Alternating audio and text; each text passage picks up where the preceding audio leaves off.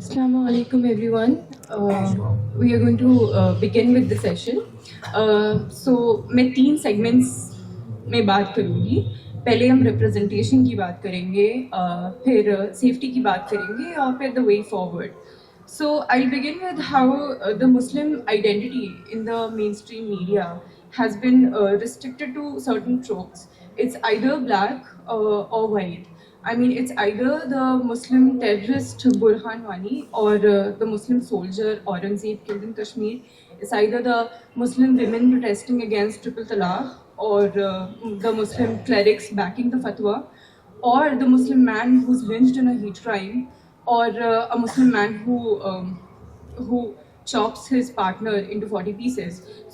So between the black and white, all the shades of grey, all the ordinary Muslims and their concerns and all the nuance around it, it almost seems to fall into it almost seems to fall into silence, and the silence is so persistent that it appears to be scripted. So I'll begin with Aditya Menon. What are your views on the lack of coverage that concerns ordinary Muslims? I wouldn't say lack of coverage because I think there is too much focus on Muslims in the media. Problem is that it is the wrong focus. As you yourself said that या तो मुस्लिम terrorist की बात करते हैं या 3-4 tropes हैं जिसके तहत मुस्लिम्स के बारे में बात की जाती है. या तो मुस्लिम टेररिस्ट हैं या मुस्लिम लोकली उपद्रव फैला रहे हैं कि वायलेंट होते हैं, मंदिर पे पत्थर फेंक दिए इस तरह से, या औरतों पर जुल्म करते हैं, या बैकवर्ड होते हैं, या क्राइम में इन्वॉल्व होते हैं. तो ये 3-4 ट्रोप्स इस्तेमाल किए जाते हैं. तो ओवरवेलमिंगली ज्यादा, I mean there is too much of Muslims and too little of Muslim voices in the media, but too much of content on Muslims. So that is, I think, the main problem of the media. And then, of course, there is the entire obsession with Muslim victimhood. I think the need is to sort of invert the gaze, and I think like the kind of reportage Alisha Bhai does is to show these kind of trends in the majority community also. But I think we'll discuss that more in the way forward section. Thanks. So, Alishan, would you like to add? Sure. I think what Aditya Bhai just said, I totally agree with that. I just want to add that there's a kind of hyper visibilization of Muslims.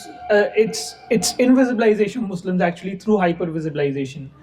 तो आप इतना ज़्यादा विजिबलाइज कर रहे हैं मुसलमानों को जिससे वो एक तरीके से इनविजिबलाइज हो जा रहे हैं. मसलन हिजाब पर अब ये जो 2022 में कर्नाटका में मुद्दा शुरू हुआ कि ऐसा तो है नहीं कि हिंदुस्तान में दूसरे लोगों ने, खासतौर पर हिंदुओं ने, मुसलमानों को हिजाब पहनते हुए या फिर मस्जिदों को कभी नहीं देखा है. तो जो चीज़ें बहुत नॉर्मल एक आम सोसाइटी के लिए, एक मल्टीकल्चरल सोसाइटी के लिए बहुत ही नॉर्मल चीज़ें थी, उन चीज़ों को ऐसे दिखाया. वो देखिए मस्जिद, वो देखिए हिजाब पहनकर औरत स्कूल जा रही है, लड़की स्कूल जा रही है. तो ये एक नया ट्रेंड शुरू किया गया कि जो चीज़ें बहुत ही नॉर्मल थी उनको इस तरीके से हाइपर विजिबलाइज किया गया कि उससे एक तरीके का इनविजिबलाइजेशन होता है.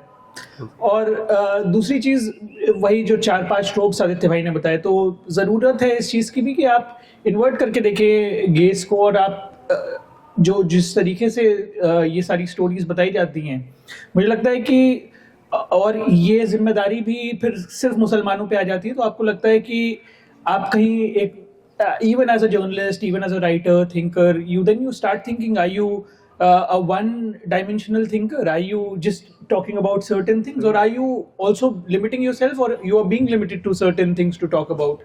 So the gray areas that you talked about, that there are so many issues about Muslims. Like for example, when I was recently covering this story about Gulfisha Fatima.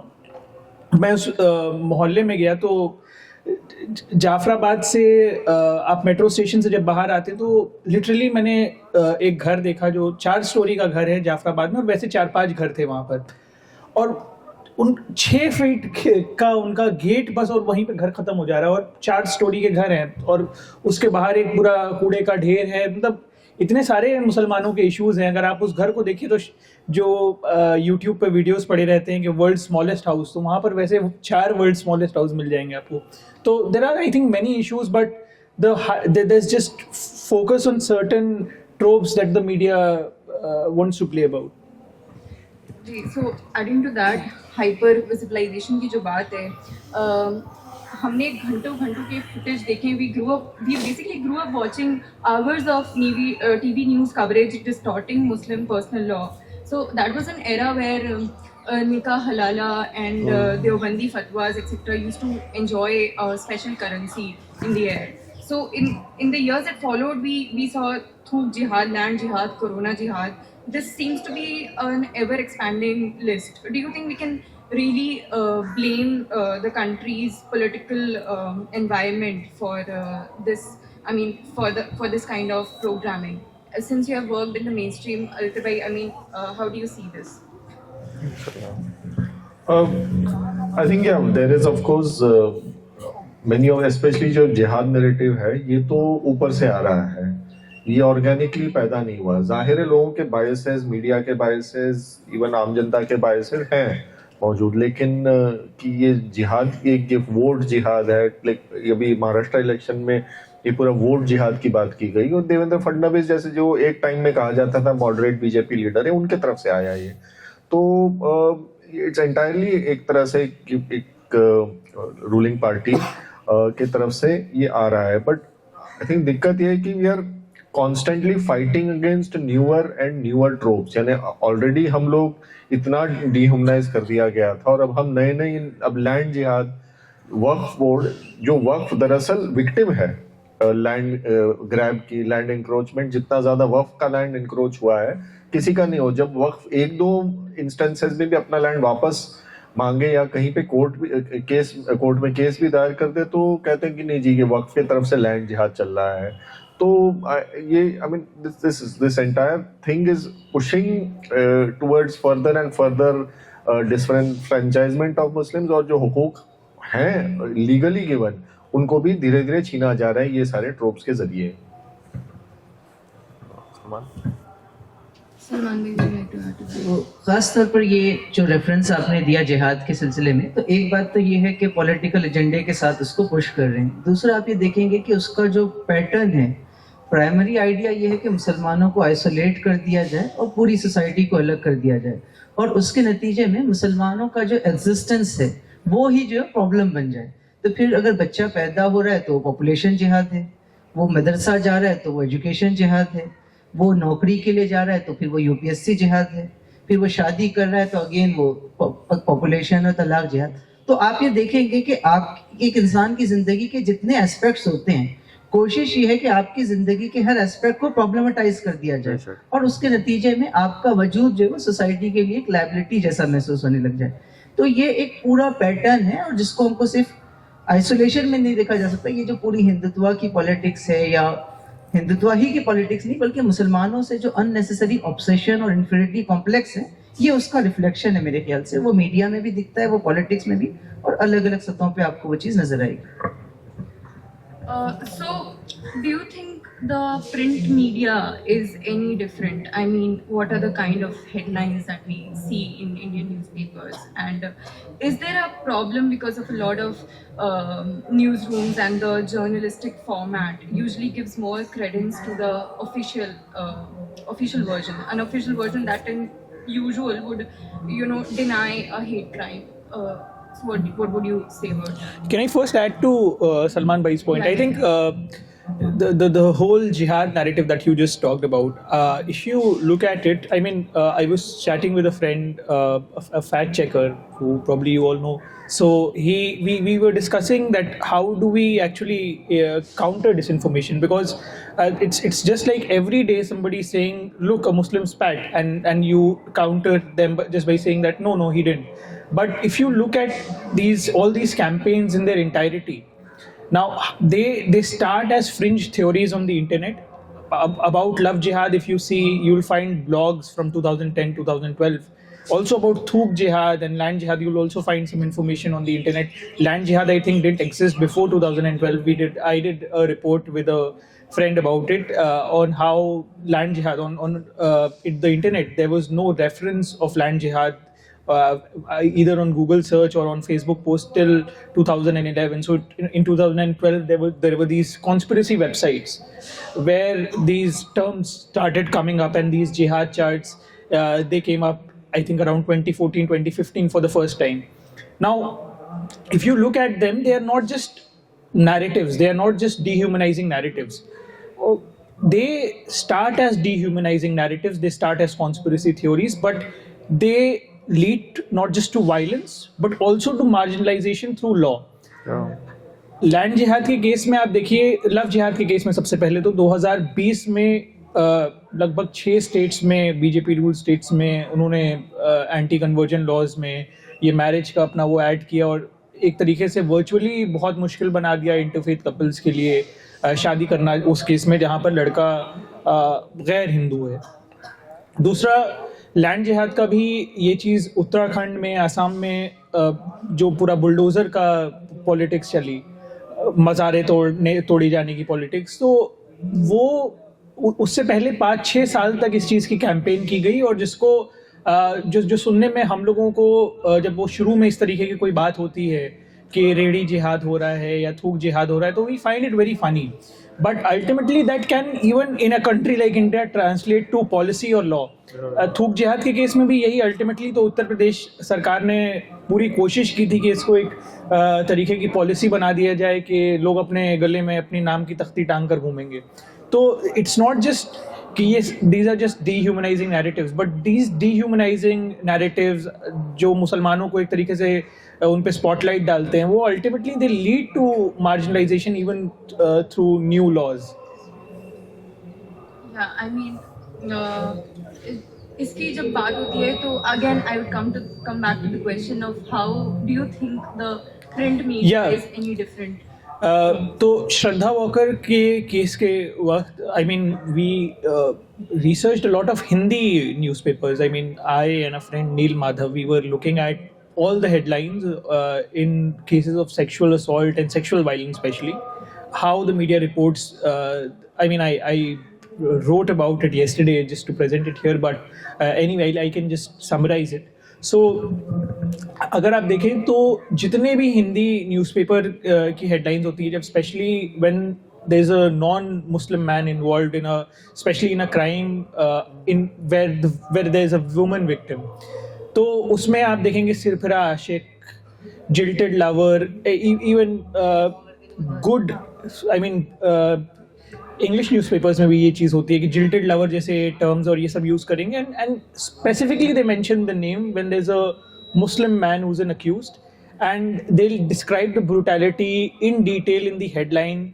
For example, Jibran slits the throat of a Hindu woman, chops her into pieces, and that's a recurring pattern that has been pointed out by many people, that they do it on purpose.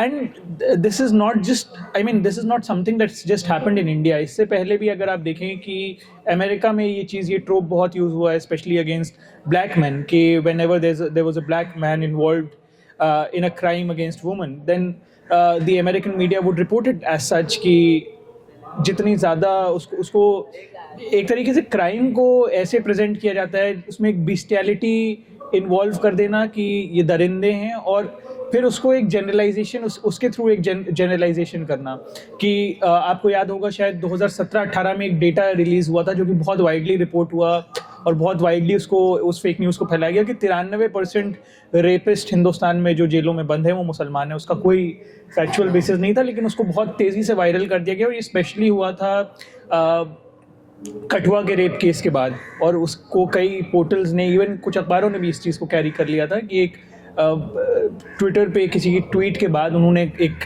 Chart डाला था, उसके बाद वो viral हुआ था. तो print media भी, मुझे नहीं लगता कि प्रिंट मीडिया भी इसमें बहुत अच्छा कोई रोल प्ले करता है, स्पेशली हिंदी मीडिया, हिंदी अखबारों का, क्योंकि आप हिंदी अखबारों का सिटी सेक्शन खोलेंगे, जो चीज़ आपको लग रही होती है कि क्राइम है, जैसे किसी गौरक्षक ने किसी को मार दिया, तो उसको अगर आप हिंदी चैनलों की, क्योंकि स्पेशली आपको खबरें भी मिलती वहीं से हैं, क्योंकि खबरें आप कितनी ही अच्छे ऑल्टरनेटिव मीडिया में मेरे हिसाब से पोर्टल हो जाएं, लेकिन आपको पहली खबर वहीं से मिलती है। तो आप जब वहाँ पर जाते हैं तो आपको दिखता है कि इन्होंने इसको अच्छा ऐसे रिपोर्ट कर रखा है, 2 लोगों को मारा गया है रोड पर, तो वो बताएंगे कि इन्होंने इतनी गाय छुड़ा ली, इन्होंने ये कर लिया वो कर लिया, लेकिन इनिशियल खबर वहीं पर मिलती है, ऑल्दो बहुत गलत तरीके से रिपोर्ट की गई होती है एक गलत स्लैंट के साथ।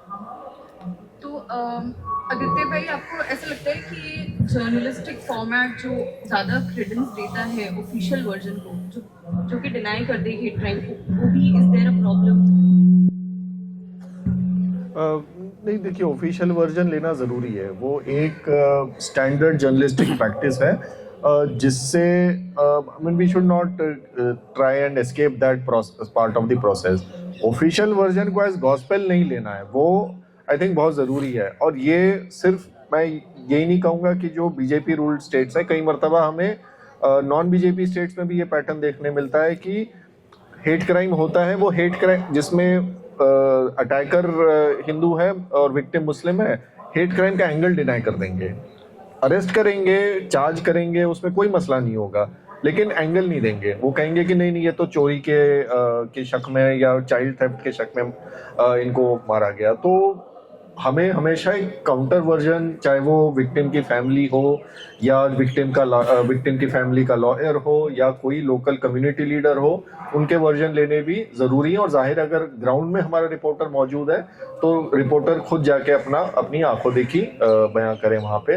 लेकिन official version we should not, और कई बार ऑफिशियल वर्जन में भी खासतौर पे फैक्ट चेकिंग के रेल में फ़ायदा हो भी जाता है। Sometimes there are good police officers in places जो चाहते हैं कि हमारे यहाँ पे कम से कम मेरे एरिया में कोई डिस्टर्बेंस ना हो, तो उस नियत से वो कभी कभी किस जैसे कोई रेप केस हो गया, उसमें वो कहते हैं नहीं जी दोनों सेम कम्युनिटी के थे, तो कई बार ऑफिशियल वर्जन से वो फ़ायदा भी हो जाता है।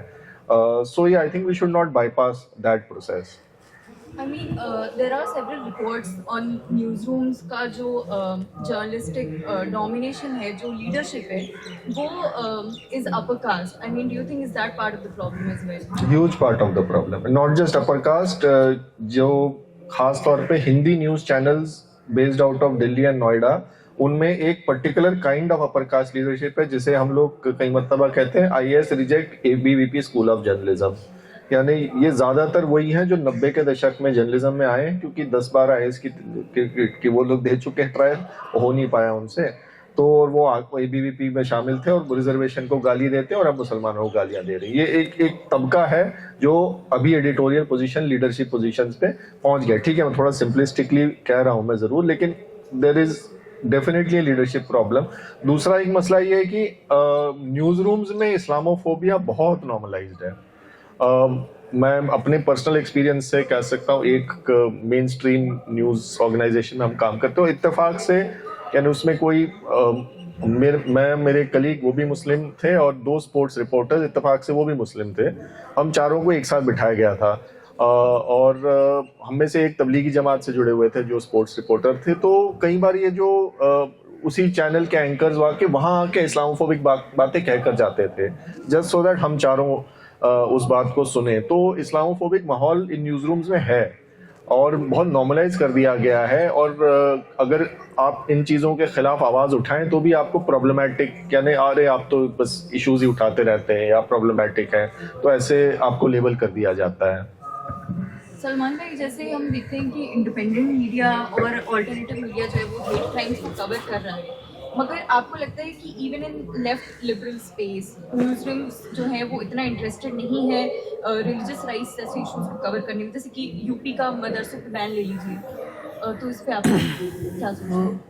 ये तो सही है कि राइट विंग का जो डोमिनेंस है उस कॉन्टेक्स्ट में हम जब देखते हैं कि दीगर जो मार्जिनलाइज सेक्शंस हैं, चाहे वो अम्बेडकराइट वॉइसेस हों, लेफ्ट की वॉइसेस हों, जब वो सॉलिडारिटी एक्सटेंड करती है तो जाहिर सी बात है कि हम उसको वेलकम करते हैं, वो हमारी एक लार्जर पॉलिटिकल ज़रूरत भी है। लेकिन जाहिर सी बात है कि जब भी कोई आपके साथ सॉलिडारिटी एक्सटेंड करता है, आपके लिए आवाज़ उठाता है, तो उसका अपना एक पॉलिटिकल कॉन्टेक्स्ट होता है, उसके अपने कुछ पॉलिटिकल इंटरेस्ट होते हैं, उसका अपना एक आइडियोलॉजिकल फ्रेमवर्क होता है। और लेफ्ट के साथ हमारा भी एक्सपीरियंस ये रहा है कि बाज़ लोग तो जेन्युइनली भी आवाज़ उठाते हैं, लेकिन अक्सर ये कि वो ये चाहते हैं कि आप एज ए विक्टिम बात करें, आपकी आवाज़ को तो उठाया जाए, लेकिन आपका जो रिलीजियस बिलीफ सिस्टम है चूँकि वो उसको पसंद नहीं करते हैं या उसके साथ वो बहुत ज़्यादा मैच नहीं करते हैं, इसलिए वही उनके नज़दीक भी गुड मुस्लिम बैड मुस्लिम की जो राइट विंग की बाइनरी है, हमारी रीडिंग ये है कि लेफ्ट के पास भी गुड मुस्लिम और बैड मुस्लिम की एक बाइनरी ज़रूर है, और वो भी मुस्लिम को उस एक ख़ास फ्रेमवर्क में देखना चाहते हैं।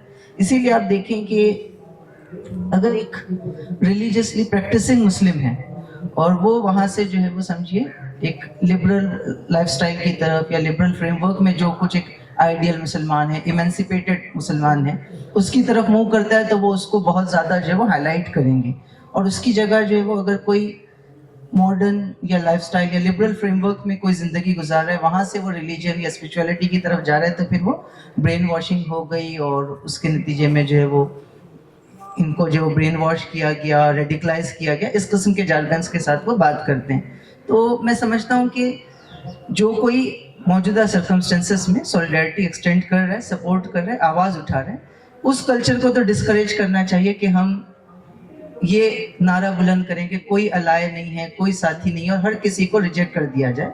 ये हमारे पॉलिटिकल इंटरेस्ट में भी नहीं है, और जाहिर सी बात है कि जो लोग प्रिविलेज्ड होते हैं उनके लिए तो इस बात का मौका होता है कि आप हर किसी को रिजेक्ट करते चले जाएं और बस ये कहें कि हम अपने बेस पे लड़ेंगे। लेकिन बड़ी तादाद में मुसलमान इस पोजीशन में इस वक्त मुल्क में नहीं है कि वो सिर्फ इंडिपेंडेंटली अपने बेसिस पे लड़ सकें। तो परफेक्ट अलाय नहीं मिलेगा, लेकिन जो लोग अवेलेबल हैं उनके साथ कैसे कॉमन मिनिमम प्रोग्राम बनाते हुए, सॉलिडारिटी बिल्ड करते हुए सपोर्ट लिया जा सकता है, उसकी कोशिश हमको लगता है कि होनी चाहिए। लेकिन एट द सेम टाइम ये जो टेंडेंसी बाज़ औक़ात डेवलप होती है कि जो भी हमारे लिए आवाज़ उठाए वो हमारा मसीहा हो गया है, बस वही हमारे लिए जो है वो एहसान में उसके दब जाएं और फिर उसकी हर बात को कबूल कर लें, उससे भी बचना चाहिए। तो मैं समझता हूँ कि जो बाज़ औक़ात अप्रोप्रिएट करने की जो कोशिश है मुस्लिम इशूज़ को लेफ़्ट की तरफ से भी या हमारे दीगर अलाइज की तरफ से भी, उसको काउंटर करना चाहिए, लेकिन वो काउंटर ऐसा नहीं हो कि आप जो वो बिल्कुल जो वो उनको अपने आप से आइसोलेट कर दें। एक स्ट्रेटेजिक वे आउट हमको इस सिलसिले में ढूंढना चाहिए। Ali Shambhai was talking about black crimes. I mean, it struck me with the George Floyd protests in the US. We saw a wave of resignations and unrest within journalists of color. I mean, there was this debate about whether they could have conveyed the issue better. Some were taken off assignments. What do you think about covering hate crimes as a Muslim? I mean, how do these questions play out in Indian media? I mean, while I was discussing this hyper-visibilization, I think it's even as reporters, when you look at the people who are reporting, especially on hate crimes, I would like to point out I don't report on hate crimes as much as I used to do like 2 years ago. I don't do that now for different reasons. But from my own experience, I can tell you there are very limited number of people. I think the number may be around 10 or 12 people across India. There are other people as well, but 10 or 12 people who prominently report on these issues. And if you look at it, majority of them are Muslim. You will find one Kaushik Raj or some person like Vipul Kumar here and there, but largely it's Muslims who are doing this. So there's and it becomes personal for many people. They get involved. There was a friend who was deeply affected by it personally. There are young people, especially 18-19-year-olds, who now use social media to document these things, and they do get affected and they do get very emotional about it. And even I used to get very emotional, like say 5 years ago. So it does take an emotional toll, one. And if you look at a reporter's career, you can do other things. You can excel as a reporter. You can investigate things. You can write about politics. You can write about so many things that you don't or you cannot, because people expect and then you limit yourself, and then you are tagged as such, that this is what you do, and you can't do anything else. So I think that's another problem that just starts affecting people after a certain time. I mean, I was covering the Indian election for a foreign media organization, and this conversation came up with a colleague, and they started. I mean, their point was that we do the same work, you do the same work, but Muslim journalists, they get better push. We don't get that reach. Muslims support Muslim journalists, but not us. So those sort of conversations also exist, and I think these are petty issues, obviously, but at the same time, it does take a toll on people, both professionally and also emotionally. I mean, we saw events like Sully deals and Bully Buy. I mean, I personally have been a part of that vilification and death threats even. How difficult does it get for you to go out there and report on the ground? I mean, with the idea that maybe someone out there could, even recognize you. So it's been. I mean, I think on a couple of occasions I have been identified, and you do have. I mean, you have to navigate through those situations. You cannot just run away from such situations. I was in Uttarakhand after this Purula incident, and someone did identify me, and so I was with a Hindu colleague, and she was very smart, and she found out a way. And when I had to just drop off in the middle of a jungle, and I was thinking about my life choices. But these are things that you constantly keep encountering. This happened during the Delhi riots as well, because there will be certain situations that will be very hostile, I think. And in those situations, I think it's just your presence of mind, and if Allah is on your side, you'll make it out. But these are experiences that also teach you a lot and enrich you also as a human being, and both as a journalist. So when you are in a more comfortable position to report later on, then it does teach you a lot of lessons, I think. I mean, in 2022 September, there was a journalist who came out and said that he was being made to do reports on Hindu-Muslim. So, I mean, what do you think is the scale of this? These kind of. Do you want to take this question? I think a lot of Muslim journalists, mainstream newsrooms, I mean, बड़े news channels में ख़ास तौर पे काम करते हैं, उन पर तो ये प्रेशर होता है कि या तो आप पूरी तरह से फैन बॉय फैन गर्ल बन जाएं, जैसे कुछ लोग बाज़ रीज़न से बन गए हैं, या फिर आप सिर्फ इस किस्म की स्टोरीज करें. तो ये प्रेशर तो है और चैनल्स में ख़ास तौर पर है. पर इवन आउटसाइड ऑफ चैनल्स अगर आप न्यूज़पेपर्स में जाएं तो थोड़ा सा मुस्लिम जर्नलिस्ट को एक टाइप कास्ट किया जाता है कि आप सिर्फ बस ये माइनॉरिटी और सोशल जस्टिस ओरिएंटेड स्टोरीज ही किया करें, या तो आप बिल्कुल ही पॉलिटिकल उससे हट जाएं और फीचर्स करें और आप कवाली पे करें, जश्न रेख्ता पे करें, तो बात अलग है. लेकिन हाँ, ये एक प्रेशर मुस्लिम जर्नलिस्ट पे सर्वाइवल के खातिर डाला ज़रूर जाता है मेन स्ट्रीम न्यूज़ रूम्स में. What do you think has been the impact of market forces, I mean, on these kind of editorial decisions? Is there anything that can reverse this phenomenon? See, market forces, not sure, but then they're definitely, I mean, everyone, Islamophobia sells, unfortunately. चाहे वो film हो या media हो, वो एक narrative बन गया है. सिंपल सी चीज़, एनिमल फिल्म में विलन को मुस्लिम क्यों बनाया? अब वो तो कजन्स की लड़ाई थी ना, तो उसमें मुसलमान बनाने की क्या ज़रूरत थी? सिर्फ इसी वजह से कि आप एक पर्टिकुलर ऑडियंस को टिटिलेट करना चाह रहे हैं. तो ये उसी नीयत से किया गया है. तो मार्केट में क्योंकि अब पता है ये चीज़ चल रही है, तो लोग चला रहे हैं उसको. Have you faced bias in the newsroom, and I mean, how did you handle it? अब मेरा थोड़ा कॉम्प्लिकेटेड केस हो जाता है because I am like a Muslim but with a Hindu name being a converted. सो जैसे ही किसी को पता चल जाता है कि ये बंदा कन्वर्ट है, it becomes very difficult because a convert is seen as more radical than a person who is born Muslim. So I have been told कि हमारे न्यूज़ रूम में, और ये ऐसा भी नहीं था कि कोई संघी एडिटर था, he was a pretty left, I mean former left person was an editor, and he said कि we are okay with people being left, we are okay with people being right, being Congress ही है, but Islamist नहीं चलेगा हमारे news room में, और मुंह पर कह के भगा दिया गया. तो होता है ऐसा. लेकिन on the other hand, there are also good newsrooms.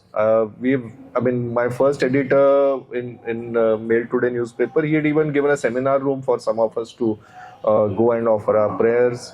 In the present newsroom where I work, I think in senior editorial positions, about 40% are Muslims, and some are Sikhs. So I think good 50% of our senior editorial leadership is from minority backgrounds. So there are good newsrooms also, but हाँ काफी newsrooms में होता है मसला. Salman bhai, how has the rise of social media इस दौर में affected the Muslim community? And its issues that are portrayed in Indian journalism.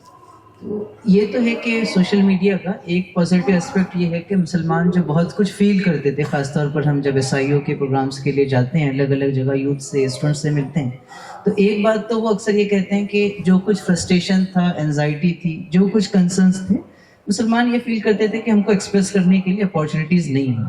तो मैं समझता हूँ कि एक प्लेटफॉर्म तो मिला है और उसको कम्युनिटी ने इफेक्टिवली यूज़ किया. और ज़्यादा ऑर्गेनाइज्ड हो सकता है, लेकिन वो एक उसका पॉजिटिव एस्पेक्ट है.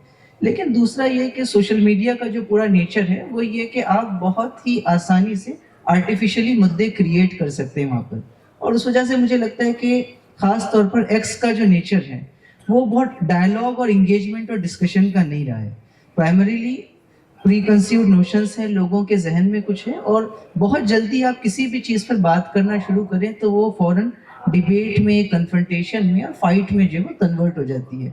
और उसमें भी ख़ास तौर पर जो ऑर्गेनाइज्ड गैंग्स काम करती हैं, IT सेल की, राइट विंग की, वो बहुत ही सिस्टमेटिक अंदाज में कुछ लोगों को सिंगल आउट करके टारगेट करती हैं ताकि उनकी वॉइसेस को कमज़ोर कर दिया जाए. बाज़ औक़ात हमारी तरफ से भी एक बड़ी गलती हो जाती है कि हम बहुत इमोशनली रिएक्ट कर जाते हैं, और जाहिर सी बात है सिचुएशन ऐसी है कि नेचुरली इंसान जो है वो रिएक्ट करता है. हम ये नहीं कह रहे हैं कि इसमें मुसलमानों की कोई बहुत बड़ी गलती है, लेकिन होता ये है कि चूंकि आपके पास रिसोर्सेस और लीगल बैकिंग और वो सारा सपोर्ट नहीं होता जो एक प्रिविलेज कम्युनिटी से बिलोंग करने वाले फ़र्द के साथ होता है, इसलिए आपको जो है वो उसके रिपरकशंस जो है ज़्यादा फेस करने पड़ते हैं.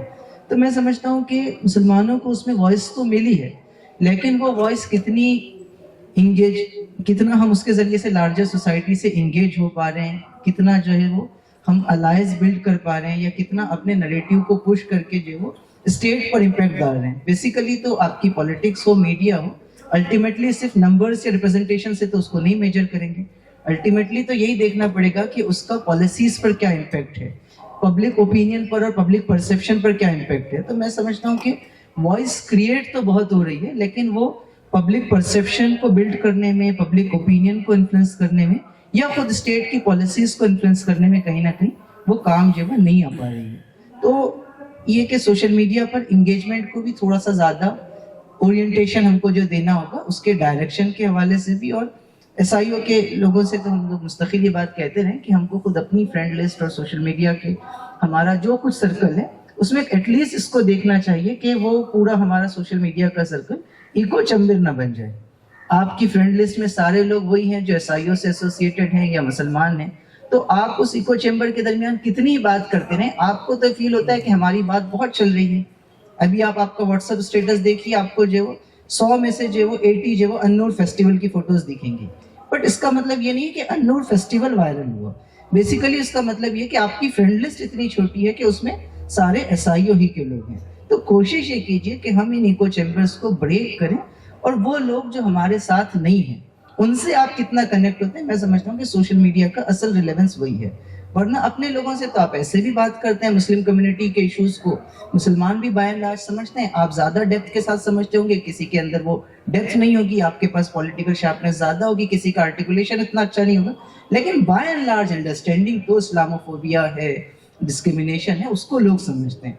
उस असल कामयाबी मैं समझता हूँ कि किसी भी आइडिया की ये होती है कि आप अपने आइडिया को, अपने पेन को या अपने नरेटिव को मासेस का नरेटिव बनाएं, जनरल लोगों का नरेटिव बनाएं. मुसलमान का मुद्दा सिर्फ मुसलमान ही का मुद्दा रहे तो मैं समझता हूँ कि उस मुद्दे को बहुत ज़्यादा जो सॉल्व नहीं किया जा सकता जब तक कि इसको आप एक लार्जर पब्लिक का मुद्दा जो ना बना सकें. और उसके लिए सोशल मीडिया को यूज़ किया जा सकता है, बशर्ते कि हम इको चैम्बर्स को ब्रेक करके एक ज़्यादा अच्छे आर्टिकुलेशन के साथ लोगों को इंगेज करें. और आखिरी बात उसमें बस ये कि इस पूरे सवाल को सिर्फ हिंदू और मुस्लिम की बाइनरी में या हिंदुत्व और इस्लामिस्ट की बाइनरी में नहीं देखना चाहिए। मुसलमानों के बियॉन्ड भी एक बहुत बड़ा ग्रुप है जो मार्जिनलाइज्ड है, जो ये महसूस करता है कि उसके साथ एक्सप्लॉइटेशन हो रहा है। आप महाराष्ट्र में देखें तो जो ओबीसी और मराठा की लड़ाई है, जो धंगर के समाज का मसला है, जो माली समाज का मसला है, तो हर जगह आपको ऐसे बहुत सारे लोग मिलेंगे जो अपने राइट्स के लिए, अपनी डिग्निटी के लिए लड़ रहे हैं। तो उन सब के साथ भी अलायंसेस बनाने की, उन सब को साथ लेने की एक बहुत बड़ी स्पेस मौजूद है। हिंदुत्व ने एक काम ये भी किया है, खासतौर पर सोशल मीडिया के जरिए से, कि वो जैसा देखता है या दिखाना चाहता है उसने हमको भी वैसे ही बना दिया। तो हम भी ये समझते हैं कि सारी चीजें या तो हिंदुत्व है या तो मुसलमान है, और उस वजह से हम भी नहीं समझते कि इस सब के बियॉन्ड भी एक ट्राइबल कम्युनिटी भी है, उसके भी कुछ मुद्दे हैं, उसको इस्लामोफोबिया से उतना लेना देना नहीं है। उसमें भी हो सकता है कि कुछ लोग उसमें यूज हो जाते हो, लेकिन उनके अपने कुछ कंसर्न्स हैं। लिंगायत समाज है, उसके अपने कुछ इंटरेस्ट हैं। मराठा हैं, उनके अपने कुछ इंटरेस्ट हैं। नॉन जाटोज हैं, उनके कुछ अपने इंटरेस्ट हैं। तो मैं समझता हूँ कि इसको भी हम आइडेंटिफाई करें, और ये जो छोटे छोटे ग्रुप्स और कम्युनिटीज बनी हुई हैं, इनके साथ हम कैसे ग्राउंड पर भी और सोशल मीडिया पर इंगेज करते हैं, उस पर थोड़ी अपनी एनर्जीज लगाएं, तो आई थिंक हिंदुत्व को भी हम काउंटर कर सकेंगे और जस्टिस के बेस पर एक लार्जर सॉलिडारिटी बिल्ड कर सकेंगे। सोशल मीडिया पर भी वो रिफ्लेक्ट करेगी और पॉलिटिकल स्पेस में भी करेगी इंशाल्लाह। Arshad, I would like to add to that. I don't have much to add to how political solidarities can be formed. But I mean, I totally agree with what Salman Bhai just said. I think this approach of hyper essentializing people and then looking at people in binaries, I've always been opposed to this, and that's again a personal opinion. And if there are certain people who can feel in that way, because I also don't criticize that, because there are entire communities in India who have been wronged in ways that we don't look at. For example, if you go to Sambal right now, you will see a lot of distrust in people, and it's also the failure in many ways of secular parties, political parties, in the ways they reach out to people. I think in Sambal they did make an effort to reach out to people, and that's something that had to ultimately come, because if that's again a political initiative. If political parties do not have the will, you can talk about social media, you can talk about other things, but if the political parties do not have the will to create an alternative vision or an alternative social view, people will ultimately follow that social view if you try to create that view, because there's a vacuum in that aspect, and the dominant view is Hindutva, and there are all these other things that Salman Bhai talked about, but there is no cohesive force in my view that unites all these different struggles. And right now, if you look at these struggles, one struggle is pitted against another struggle. For example, the struggle of Dalits is pitted against the struggle of Muslims. That's what you see happening in the parliament. That also happened during the entire election campaign of the BJP in the Lok Sabha, and also during Maharashtra elections, where they said that reservation of OBCs and Dalits shall be taken away and it will be given to Muslims. So they do understand that these kind of coalitions between different oppressed, marginalized communities, and if it happens at a political level, and if it also turns into a dominant political narrative, it would be very brutal for both the BJP's narrative and also for the politics of the Rashtriya Swayamsevak Sangh, I think. But for that, you require a very concrete political will, and that has to come from the political parties. I don't think on individual levels you can say that there should be solidarity between Dalits and Muslims. But what does that mean? I don't understand that unless there is a larger political movement to create that solidarity, and that solidarity and sense of respect. That does not necessarily mean that Muslims and Dalits they just chant each other's slogans.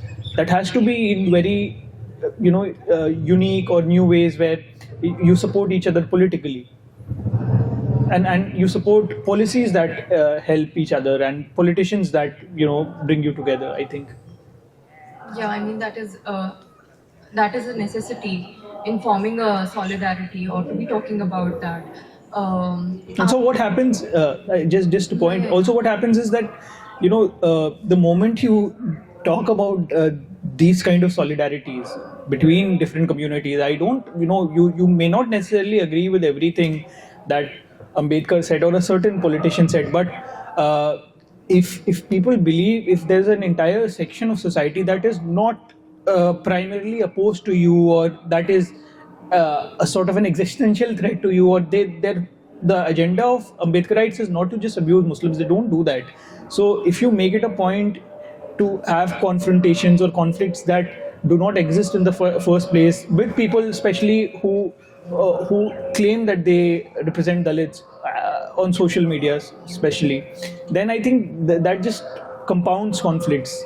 एक चीज add करें, I think एक tendency मैंने notice किया खास तौर पे जो इंडियन मुस्लिम ट्विटर और Indian Muslim social media space में कि they go after, like there is a organised campaign to go after sections जिनके साथ एक सॉलिडारिटी की संभावना है, rather than going after the dominant community which is actually oppressing both us and the oppressed communities. So for instance, I mean, there is this entire obsession to say कि Dalits are the foot soldiers of Hindutva. इस पे कोई, there is no data to support this. There is in fact data shows the reverse. At least voting pattern में दलित आज भी OBC और upper caste के मुकाबले कम से कम 20% कम है बीजेपी के वोटिंग के मामले में. Secondly, there, I mean, we myself and a few others together, we did manage to create a great deal of at least online, and which also translated into offline solidarity between Sikhs and Muslims, because we realized that the lived experience is similar. Both communities have gone through a very bad pogroms. Both communities have gone through arbitrary arrests under anti-terror laws, and both communities feel their identity is under threat. It's not the same thing, but there are similarities. और उस experience के basis पे एक common ground बनाने की कोशिश हमने की, लेकिन कुछ हमारे तरफ से, कुछ उनके तरफ के एलिमेंट्स से हमेशा टारगेटिंग होती है कि नहीं, ये हमारे दोस्त नहीं हो सकते क्योंकि इन्होंने जो भी अच्छा 60 साल पहले ऐसा किया था, या इन्होंने 400 साल पहले ऐसा किया था. इसका, as Alisha Bhai Singh, there is no benefit to this. These are not useful discourses. ठीक है, परफेक्ट एलाय नहीं मिल सकता, लेकिन कॉमन ग्राउंड के जरिए ही आगे बढ़ा जा सकता है. Alisha, when you were telling us about your experience on the ground, and you said at one point you were in a dilemma, I mean, I was thinking about, what do you think, I mean, how can younger journalists or, students of media be prepared to cope up with the challenges of today's media's landscape? I think, firstly, it's very important for all journalists to upgrade themselves, because everybody, there's a lot of competition, especially you need to know all the skills that you need to know. And the question that you are asking, I think if you're good at what you do, apart from whatever you believe or your politics, if you're good at writing, if you're good at shooting, if you're good at doing your work, I think that's very important, because if it comes to just selection, you will be they will not choose you in the first place. So to get into a newsroom, you have to be at least twice as much as talented as the other person who's coming to that newsroom for the same interview or for the same position. So I think the first challenge for you is to work doubly hard to be in that position to get into certain media spaces, I think. And secondly, it is something that I cannot predict. People keep asking me this question. I mean, there's a friend from Karnataka. He's 19 or 20 years old now, and he was very interested in pursuing journalism. He's not doing journalism now, and I don't know how to answer to that question. How to tell people to, you need to be more brave. You need to do this or that. I don't tell people all this. I think that it's a very personal experience that people can change with time. They can, also feel. There will be people who, after a certain point of time, they will start feeling that this is not for them because of the kind of pressure that they feel. There was a friend, Akhlad. He felt that pressure, and I don't think that this burden should be entirely on young people, and they should think that they're fighting for a cause, and it's something that if it's affecting people to such a level, I personally don't promote people to become martyrs. I think that those who want to do it, those who are doing it, they should continue to do it, but there's no recipe how to do this. They will ultimately find their own ways with time, and obviously things will change with time.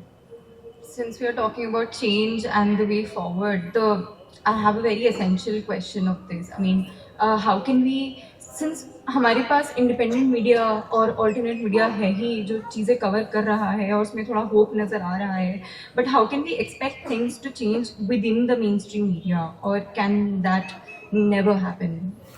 I do think that things have changed in the mainstream media. They have changed to a very large extent.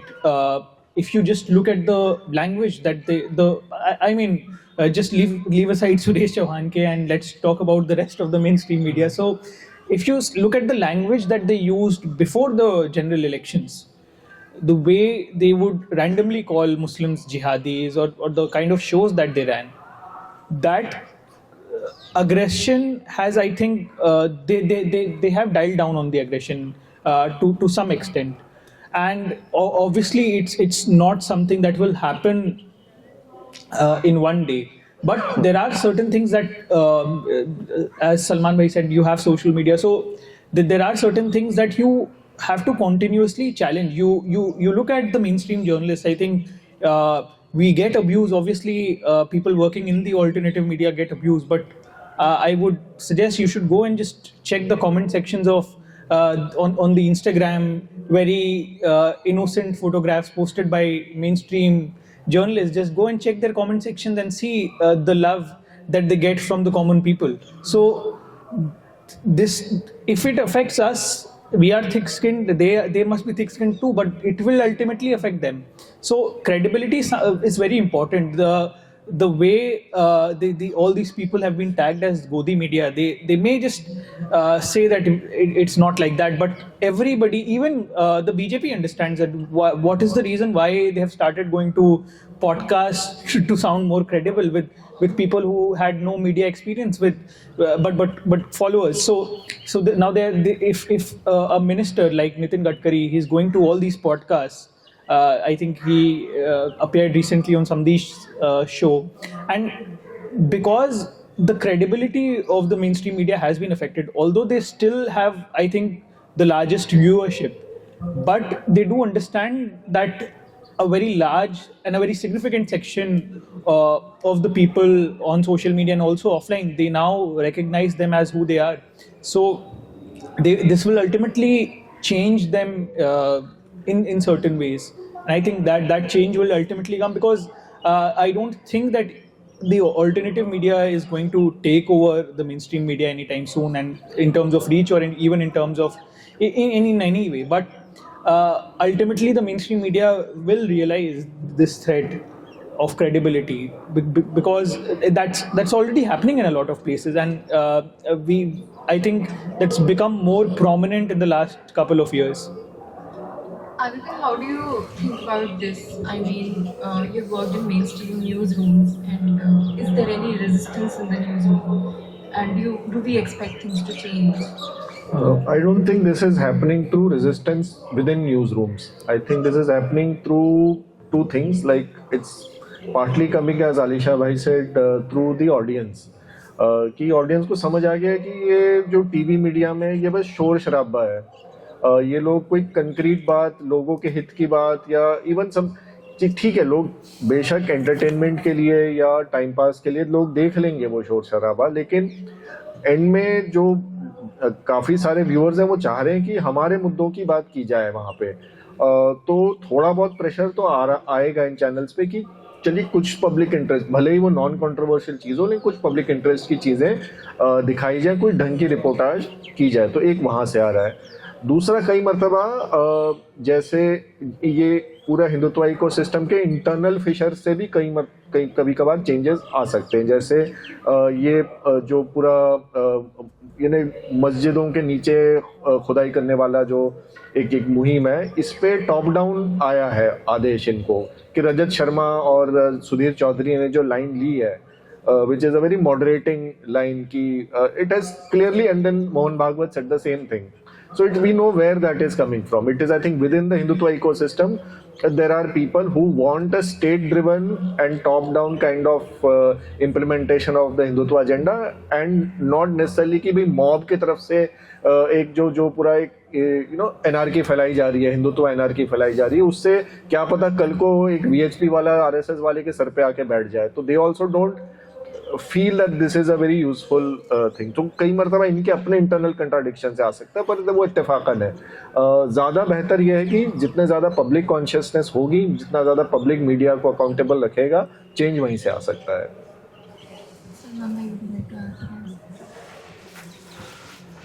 So, thank you so much for this very enlightening session. I think we've got a lot to take away from this, and I want to give more time for questions. So, the floor is open for Q&A now, if anyone has any questions.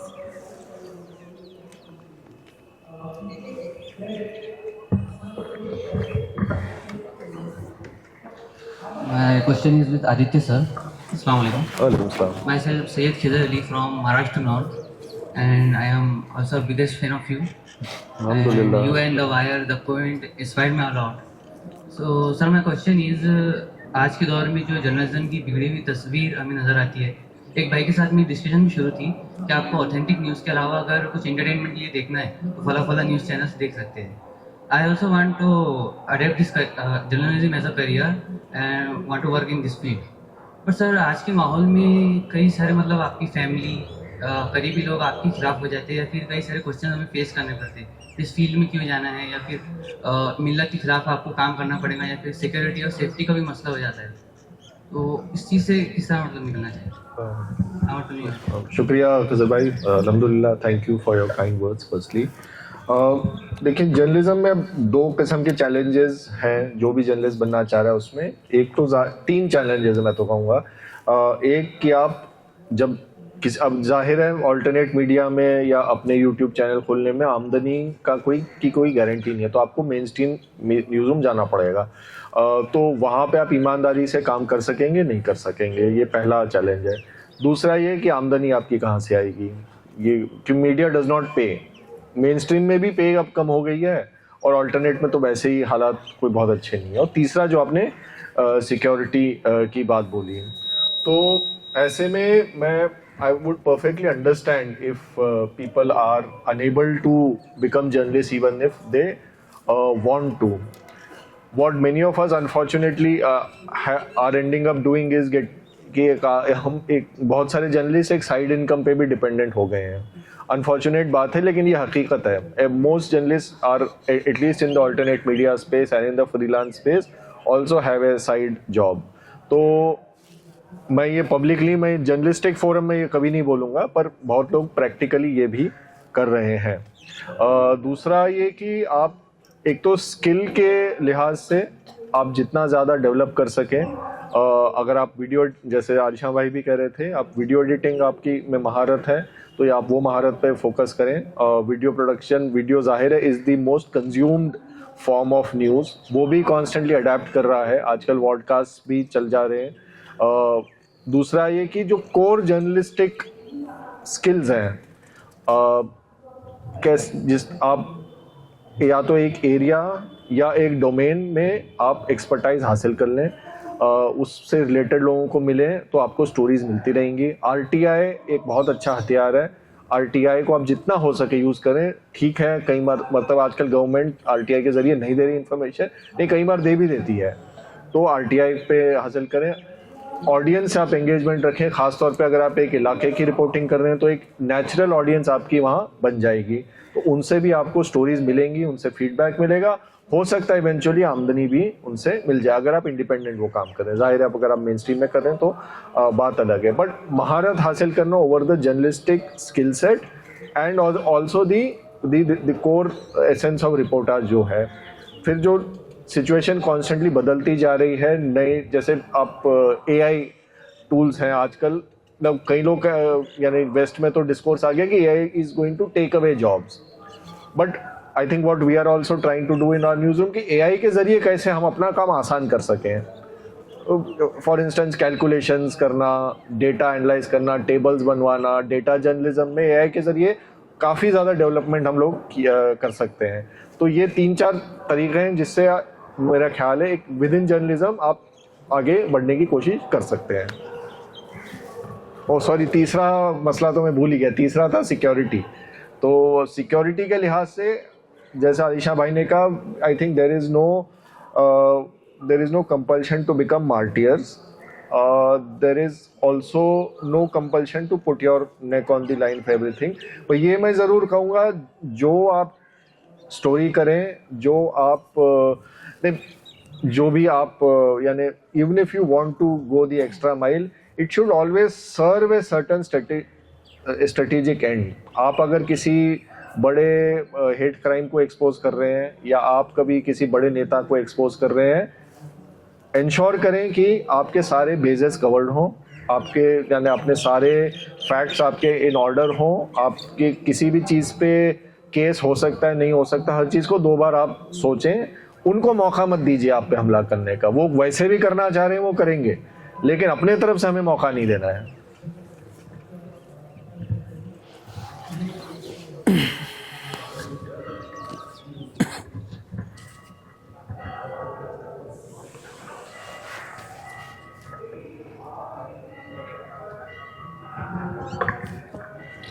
I have one question with Aditya Menon, sir.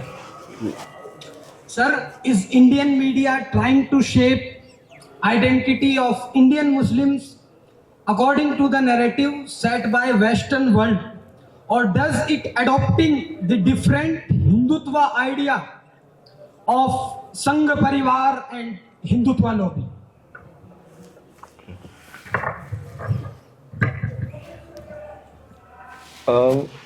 शायद इसमें I think I don't think it is either of the two. I don't think it's either of the two in entirety. There are elements of Western Islamophobia that are coming into Indian media. There are also elements of Hindutva that is coming into the Indian media narratives. पर कुछ अपने organically भी यहाँ पे एक Islamophobic elements पैदा हो रहे हैं. जो ये गुड मुस्लिम बैड मुस्लिम की बाइनरी जिसके बारे में सलमान भाई भी बात कर रहे थे, चाहे वो लेफ्ट के जरिए हो राइट के जरिए, वो कुछ हद तक एक ऑर्गेनिकली क्रिएटेड भी है कि एक आइडियल मुस्लिम जिसके बारे में रिपोर्ट किया जा सके वो कैसा होना चाहिए, एक अच्छा मुस्लिम कैसा होगा, एक बुरा मुस्लिम कैसा होगा, मुस्लिम विक्टिम कैसा होगा. तो ये कुछ हद तक ऑर्गेनिकली क्रिएटेड नैरेटिव्स हैं जिनमें जाहिर है कॉमनैलिटीज़ तो हैं. जैसे जो हम लोग शुरुआत में ही बात कर रहे थे कि मुस्लिम टेररिस्ट या मुस्लिम जो औरत पे जुल्म करता है या मुस्लिम जो पिछड़ा हुआ है या इनहेरेंटली वायलेंट है, ये ट्रोप्स जो हैं वो वेस्ट में भी मिलते हैं, वो इंडिया में भी मिलते हैं. अब वो आए वहाँ से यहाँ आए हैं या एक ऑर्गेनिकली पैदा हुए हैं वो हम लोग कह नहीं सकते. But yeah these elements will be there, but काफ़ी सारे यहाँ पे इंडिजिनसली भी ये नेरेटिव्स पैदा हो रहे हैं. यहाँ पे हर चीज़ शायद एक क्या कहते हैं 100% किसी आइडियोलॉजी के तहत नहीं हो रहा है. कुछ लोगों के अपने भी बायसेस रहते हैं.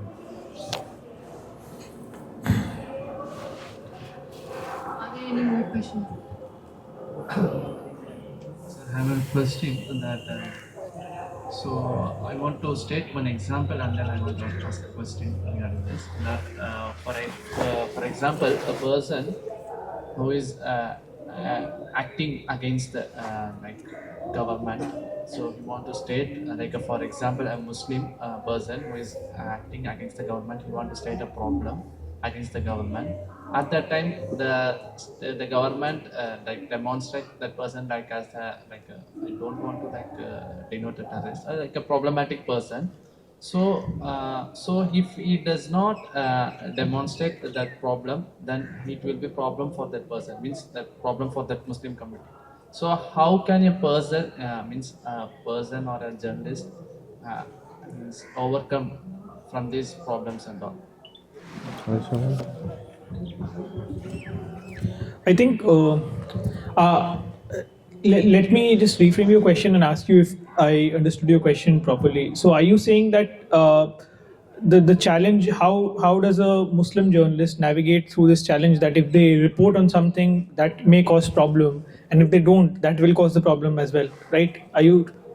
So, I think this is as a journalist, if you remove even the Muslim part here, as a journalist, this question I mean, this is a question that should be asked to all journalists. How would a Hindu journalist report in such a situation? And for example, I'll give you one example.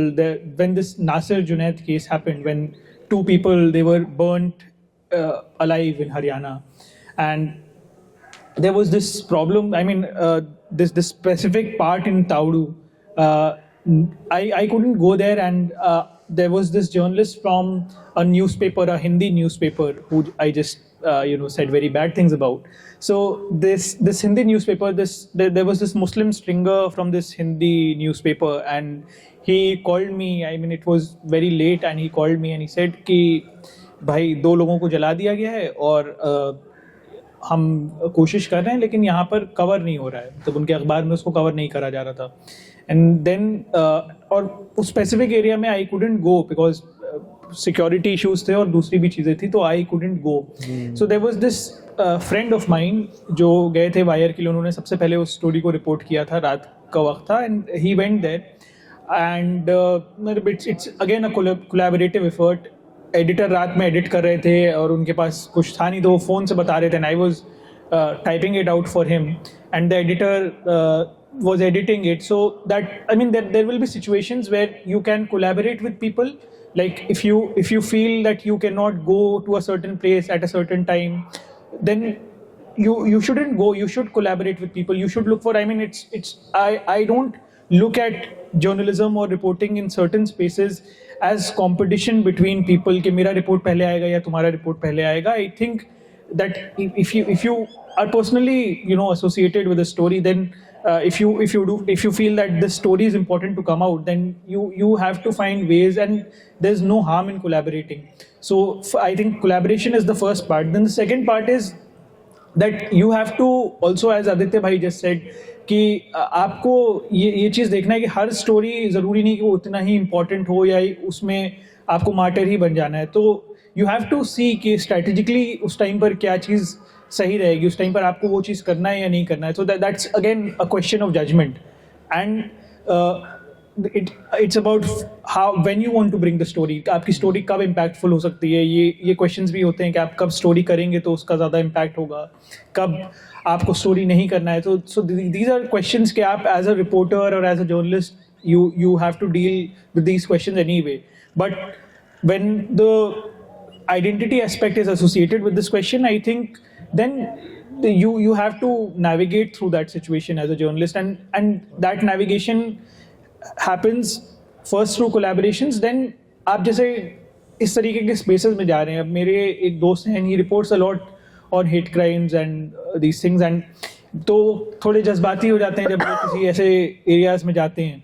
तो आप और specially the police and आप जितना भी देखेंगे तो ये आप जब भी इस तरीके के उस पर रिपोर्ट कर रहे होते हैं तो इट्स ऑल्सो नॉट इम्पॉर्टेंट कि आप जो चीज़ कर ही रहे हैं उसको आप ट्वीट कर दें. Although I used to do that a lot.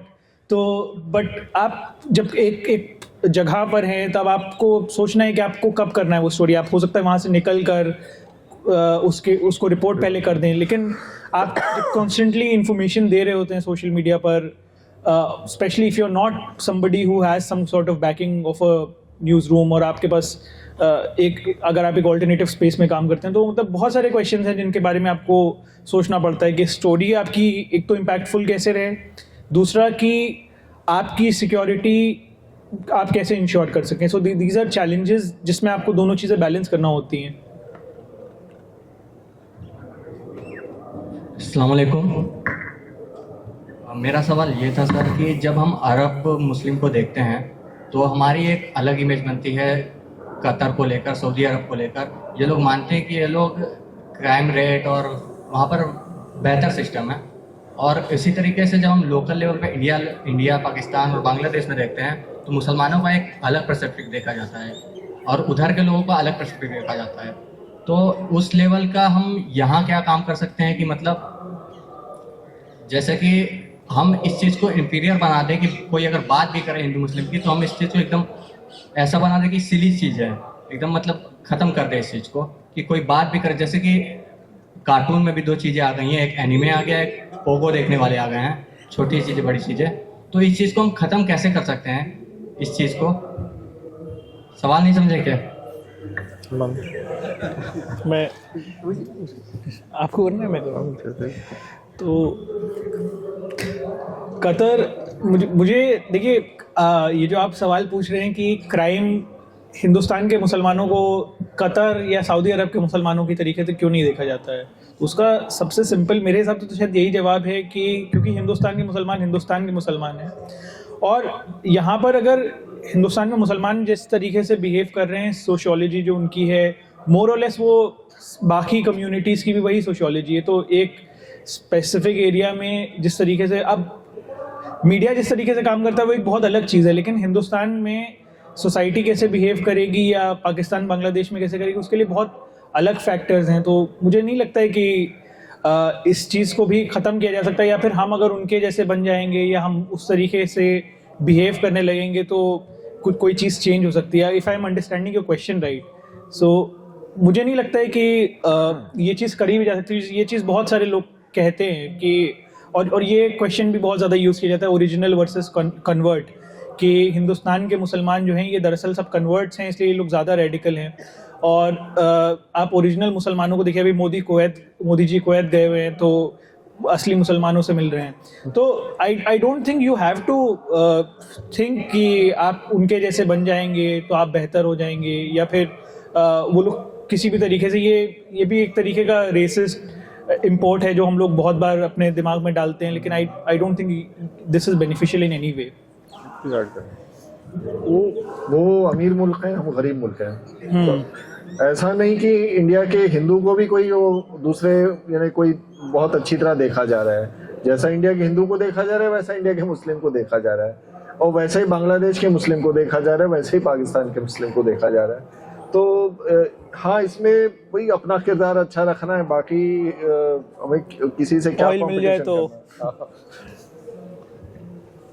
देखिए, मीडिया के काम का एक नेचर ये क्लियर है कि वो सिर्फ आपको इन्फॉर्मेशन नहीं पहुंचा रहे, वो बेसिकली एक साइकोलॉजिकल टूल भी है जिसके जरिए से वो मुस्तकिल प्रेशर बिल्ड करता है कुछ लोगों पर और कुछ जगहों से प्रेशर को रिलीज करता है। तो मैं समझता हूँ कि as a community undue pressure नहीं लेना चाहिए। जो बार बार दबाव है ना कि आप एपीजे अब्दुल कलाम बने, तो क्यों बने? आप बहुत परफेक्ट बने तो क्यों बने?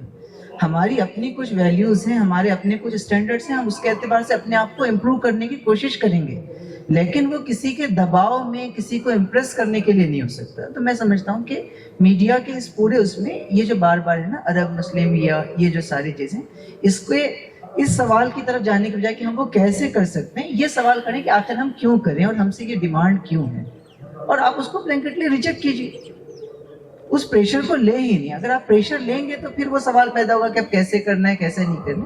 हम कह रहे हैं कि आप उस किस्म के प्रेशर को लेने से इनकार कर दीजिए। वो एक अनरियलिस्टिक अननेचुरल डिमांड है जो ना हमसे पूरी हो सकती है ना किसी और से हो सकती है। अस्सलाम वालेकुम। मेरे आदित्य भाई और सलमान भाई से सवाल है, एक करेक्टिंग क्वेश्चन है। क्वेश्चन ये है कि हम मीडिया में मुस्लिम साइलेंस को अगर देखते हैं कि मुस्लिम को साइलेंस किया गया है, तो उसका एक और तरीका ये है कि उन्होंने उसका सब्स्टिट्यूट प्रोड्यूस किया हुआ है। जैसे फॉर एग्जांपल लेफ्ट ने एक सब्स्टिट्यूट बना के रखा है कि हम जैसे ग्राउंड पे वो मुस्लिम औरतों को बुर्का पहना के ले आते हैं प्रोटेस्ट में, उसी तरीके से एक सब्स्टिट्यूट ने मीडिया में बनाया है कि नसीरुद्दीन शाह और जावेद अख्तर जो हैं ये आपके रिप्रेजेंटेटिव हैं। तो हम तो समझ जाते हैं, लेकिन मासेस को ऐसा लगता है कि ये हमारे लोग। और दूसरी तरफ हम देखते हैं कि दूसरे मतलब थोड़ा बेटर साइड में अगर देखते हैं तो लोगों को दिखता है कि ओवैसी है और दूसरे मिस्टर हैं, तो वो अक्सर सेक्युलरिज्म करते रहते हैं। और दूसरी तरफ एक्चुअल मुस्लिम रिप्रेजेंटेशन भी दिखाता है मीडिया, जो वो पेड मौलाना होते हैं जो 2-5 हज़ार में जो उनके लिए आ जाते हैं, खड़े हो जाते हैं। तो इसके बिलमुकाबले में हमने जो कोशिश की, मैं महाराष्ट्र से हूँ, तो हमारे जो यहाँ पर नौशाद उस्मान साहब हैं और मुसब काजी हैं, तो इन लोगों ने भी मीडिया में कोशिश की कि मतलब एक टीवी डिबेट्स वगैरह में प्रेजेंटेशन दिख के आए अच्छा हमारा इस्लामी, लेकिन अक्सर वो वाला प्रेजेंटेशन हम जब खुद से करने की कोशिश करते हैं तो बहुत डिफेंसिव दिखाई देता है बज़ाहिर। तो उसको बेहतर बनाना और उसको अच्छे से हमारा जो प्रेजेंटेशन है वो दिख के आना, ताकि एक बेटर प्रेजेंटेशन दिख के आए, तो वो कैसे किया जा सकता है, पॉसिबल कैसे? जो प्रोसेस की आप बात कर रहे हैं वो जैसा अलीशा भाई कह रहे थे, वो हाइपर विजिबलाइजेशन के जरिए साइलेंस करना चाह रहे हैं मुस्लिम्स को, कि ऐसे मुस्लिम दिखाओ जिनसे मुसलमानों का ऑथेंटिक व्यू पॉइंट ना नजर आए, पर वही व्यू पॉइंट नजर आए जो मेजॉरिटी देखना चाहती है या जो एक पर्टिकुलर एजेंडा के तहत दिखाना चाहते हैं। तो वही it is a direct relation to the islamophobia that exist in the media. Owaisi साहब की एक्चुअली आई मीन मेरी राय में वो व्यू पॉइंट काफ़ी अच्छी तरह रखते हैं कम्युनिटी का। उनके बयानों में मुझे कभी कोई 19-20 नज़र नहीं आती। आई थिंक द वे एक कॉन्स्टिट्यूशनल पोजीशन पर एकदम बने रहते हैं और रिसर्च के साथ आते हैं और अपनी बात रखते हैं, और अच्छे अच्छे एंकर और अच्छे अच्छे बीजेपी स्पोक्स पर्सन को वो चुप करा देते हैं। यानी कई बार उनके स्पीचेस के नीचे कमेंट्स में मैं कई बार बीजेपी सपोर्टर्स के भी कमेंट देखता हूँ, कहते हैं कि आई हेट ओवैसी बट कुछ भी बोलो बोलता अच्छा है वो। तो and the way he speaks, I think it's a good way for any public speaker to emulate. उनकी इलेक्टोरल स्ट्रैटेजीज कैसे मैं उसमें नहीं जाना चाह रहा, पर as a communication strategy I think it is quite effective.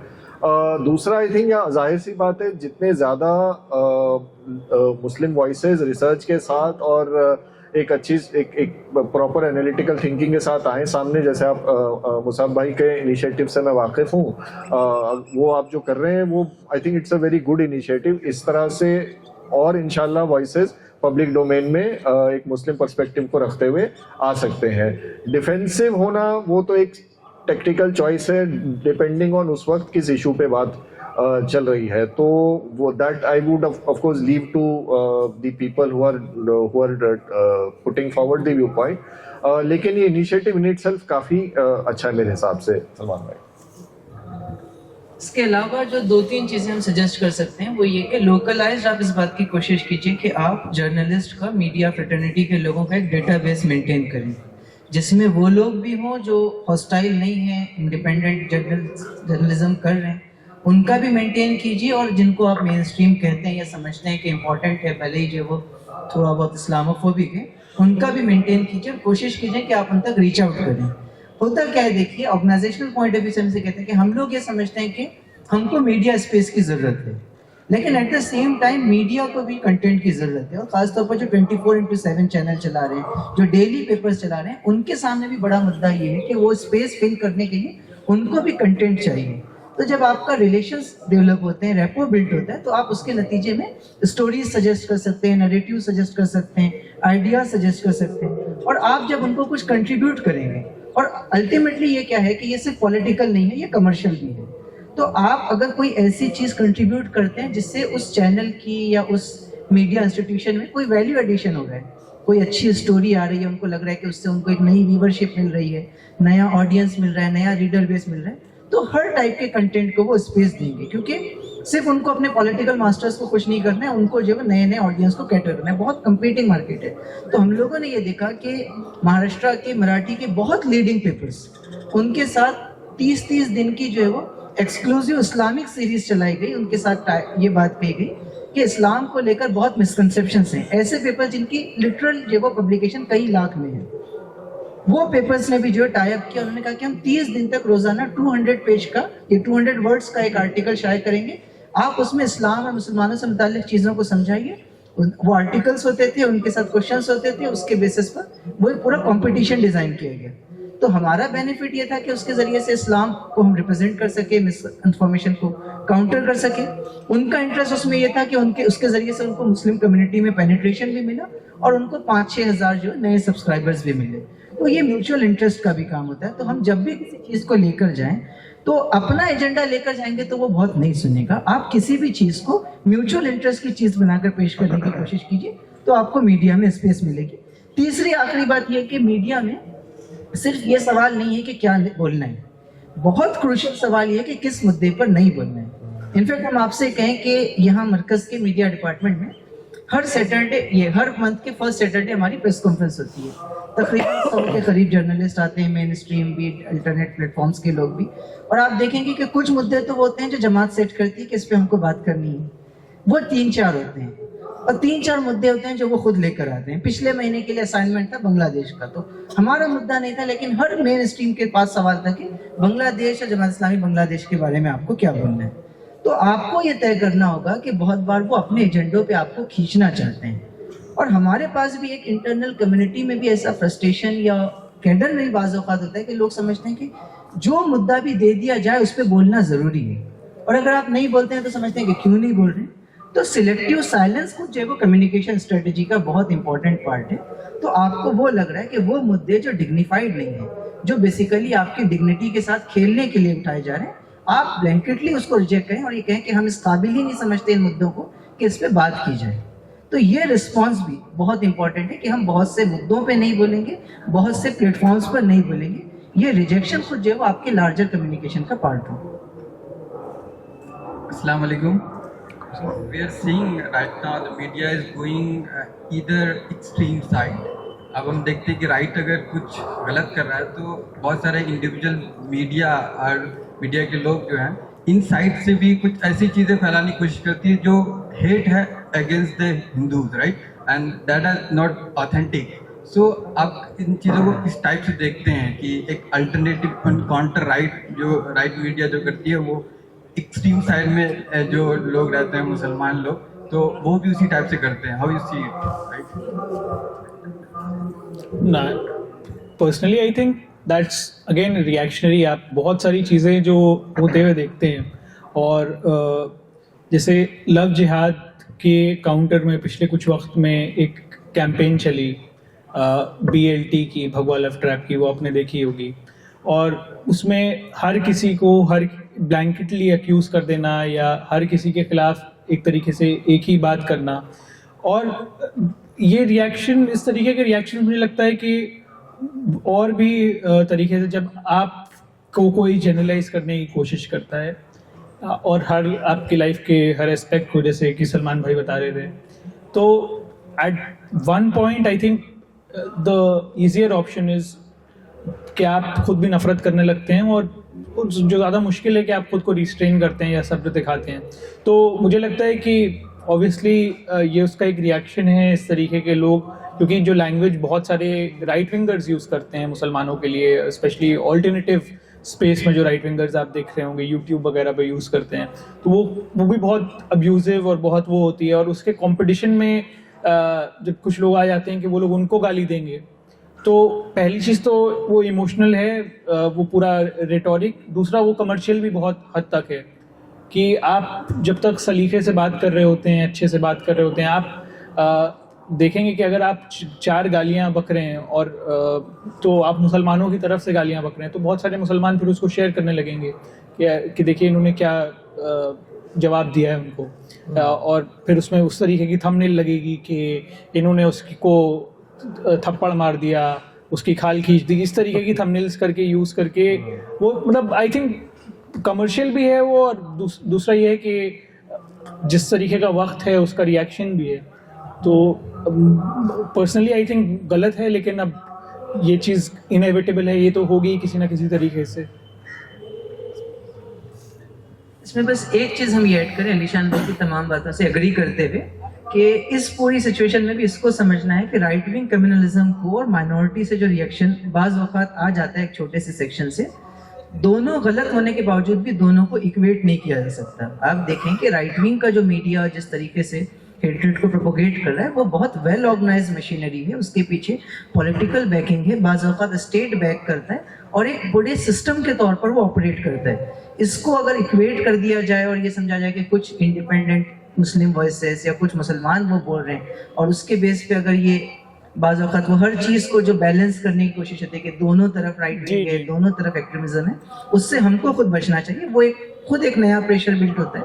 तो हमको ये बात समझनी चाहिए कि हिंदुस्तान में ऐसा कोई ऑर्गेनाइज्ड हेट प्रोपोगेशन का मीडिया इंस्टीट्यूशन या सेटअप मुसलमानों की तरफ से नहीं है। कुछ इंडिविजुअल्स हैं जो रिएक्शन में बोल रहे हैं, उनको भी आप बैलेंस करें, उनको भी समझाएं, लेकिन ये कि ये दोनों चीज़ें बिल्कुल अलग हैं, उनको सेम लेवल पे सेम साथ दिखना नहीं चाहिए। और दूसरी चीज़ इसमें एक बात मैं और जोड़ दूं, क्योंकि मुझे लगता है कि बिल्कुल ठीक बात है, और इसमें ये भी है कि स्टेट एक तरीके से सपोर्ट नहीं कर रहा है इसको। कि आप अगर देखें, जिन लोगों ने भी इस तरीके की बातें करने की कोशिश की हैं, मध्य प्रदेश में ही 25 लोगों को अभी कुछ वक्त पहले 25 लोगों के ऊपर केस हुआ था मॉब वायलेंस करने के लिए। यही एक हिंदू लड़के और मुसलमान लड़की के ऊपर वही जो उन्होंने वायलेंस किया था, और उसके बाद 25 लोगों के ऊपर केस लगा था। कई जगहों पे NSA लगा इस चीज़ के लिए। तो स्टेट, आप अगर कोई कॉन्स्पिरेसी थ्योरी फैला भी रहे हैं, या अगर आप कोई झूठ बोल भी रहे हैं, तो उस चीज़ को ना ही प्राइम मिनिस्टर रिपीट करेंगे, ना ही यूनियन मिनिस्टर्स रिपीट करेंगे, और ना ही उस चीज़ को, जैसे हम बात कर रहे थे, पॉलिसी में कन्वर्ट कर दिया जाएगा। ऑब्वियसली वो गलत है। ये कहना कि उसकी इंटेंसिटी उतनी नहीं है, वो गलत रहेगा फिर भी।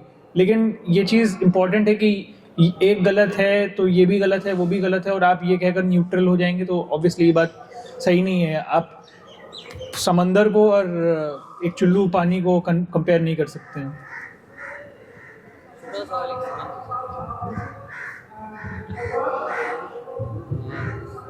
जिस तरह अभी कुछ हफ्ते पहले नांदेड़ में जो इवेंट हुआ,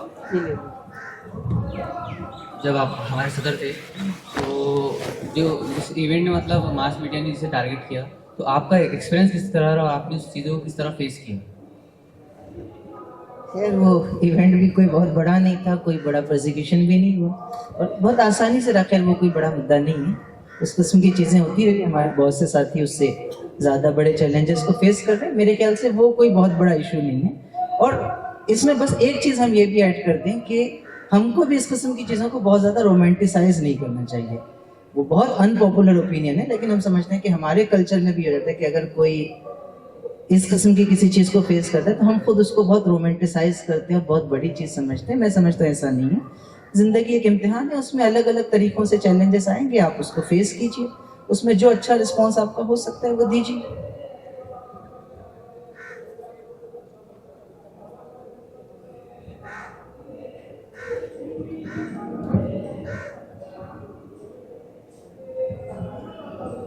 मेरा सवाल डिजिटल मीडिया के ऊपर है कि है ना, यूट्यूबर जैसे ध्रुव राठी, उनको छोड़ के जो बहुत से जर्नलिस्ट भी अब है ना अपने चैनल्स बना चुके हैं, रवीश कुमार, अभिषेक शर्मा, और उसके अलावा जो है ना डिजिटल मीडिया प्लेटफॉर्म से कोई न्यूज़ लॉन्ड्री, तो उनमें भी सब्लिमिनल मैसेजेस होते हैं।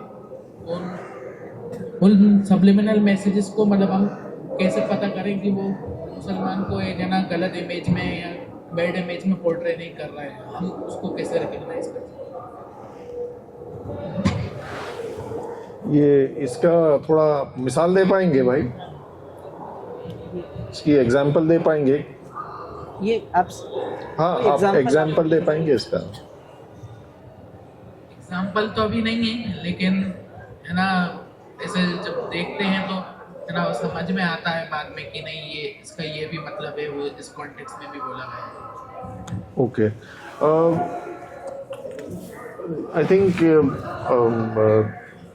जो हाँ मुस्लिम्स के खिलाफ जाने वाले, आई थिंक या तो विद इन दिस स्पेस, वही जो सलमान भाई ने भी शुरुआत में कहा कि जो एंटी हिंदुत्व साइड में भी अपने एक गुड मुस्लिम की एक परिभाषा है कि या तो मुस्लिम विक्टिम की तरह रहे या फिर मुस्लिम एक एक सेकुलर प्रोग्रेसिव प्योरली उस तरीके का रहे। तो I think preference for a certain kind of Muslim view point, मिसाल के तौर पे इनविजिबलाइजेशन ऑफ काफ़ी देर तक शर्जील इमाम का इनविजिबलाइजेशन इवन इन दिस स्पेस किया गया था। कुछ लोगों ने हमने लिखा, पूर्वानंद सर ने लिखा, बट अदरवाइज बहुत लोग शर्जील के फेवर में लिखने में कतरा रहे थे। शाहरुख पठान को लेकर आज भी वो है, शर्जील को लेकर फिर भी things have moved now, there people do talk about Sharjeel. Shahrukh Pathan को लेकर आज भी कोई बात नहीं करता। ताहिर हुसैन को लेकर आज भी बहुत कम लोग जो इंडिपेंडेंट मीडिया हाउसेज भी बात करने को तैयार है। तो वहाँ पे हो सकता है जो आप सबलिमिनल मैसेजिंग की बात कर रहे हैं उसकी मिसाल यहाँ नजर आती है।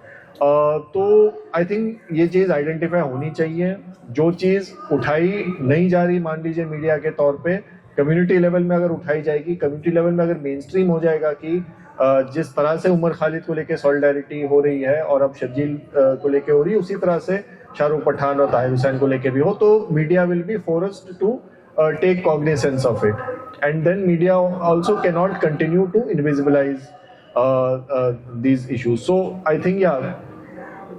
think constant feedback, constant pushing the boundaries, even vis-a-vis the independent media, can be done from the point of view of Muslim organizations and individuals. Does that answer your question broadly? Thank you so much. Your perspectives from legacy media, on-ground reporting to systematic changes. It leaves us with the significant question of how, journalism can become more inclusive and responsible. Thank you so much, everyone. Thank you.